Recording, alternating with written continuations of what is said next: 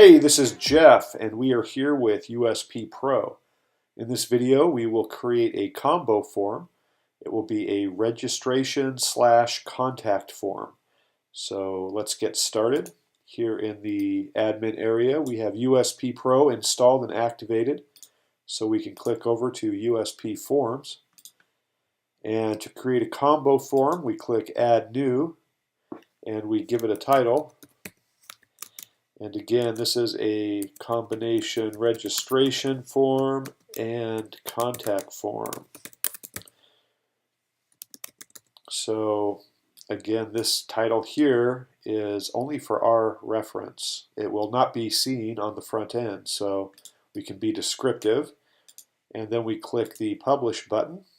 And now we can begin building our form using these quick tags or custom fields that are provided. And so let's get into that. Here we have the tutorial, contact form with user registration. And let's just go through the steps. First, it says to include email and name shortcodes in the form. These are required for registration, and we can add other fields as desired. So we can either do this,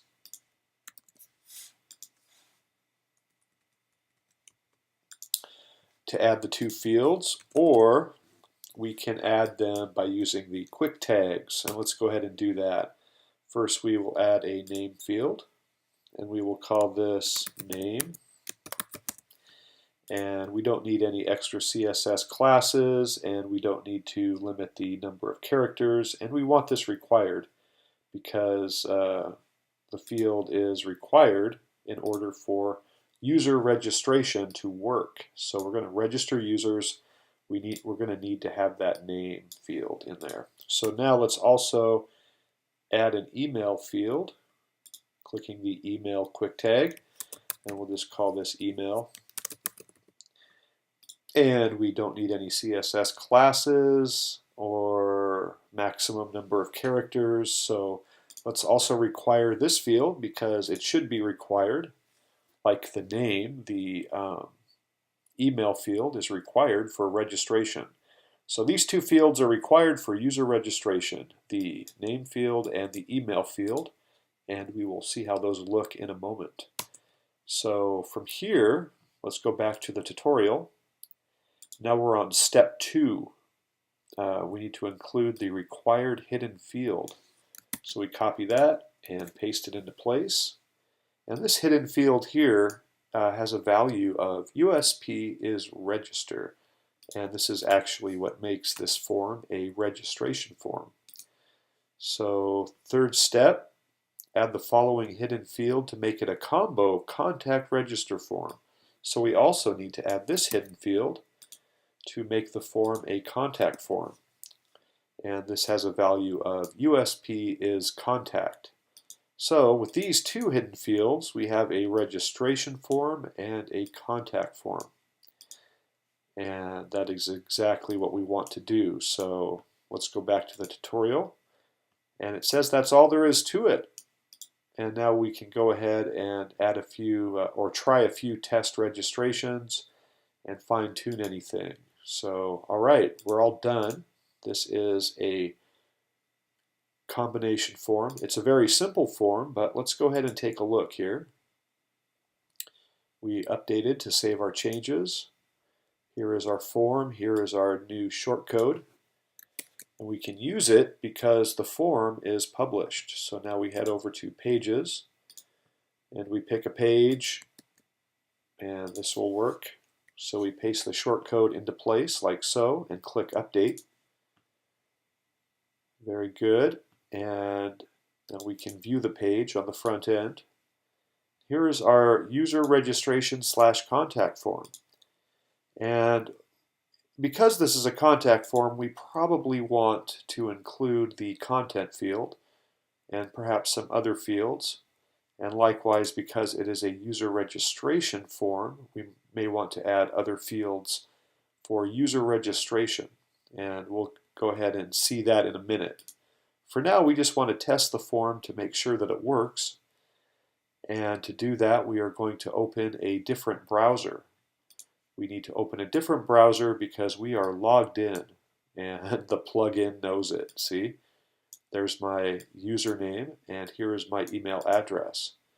We can see that right here, username and email address. Because we are logged in, this form knows who we are, and so it won't let us register again because we are already logged in and registered. So in order to test the form, we need to go ahead and either log out or try a new browser.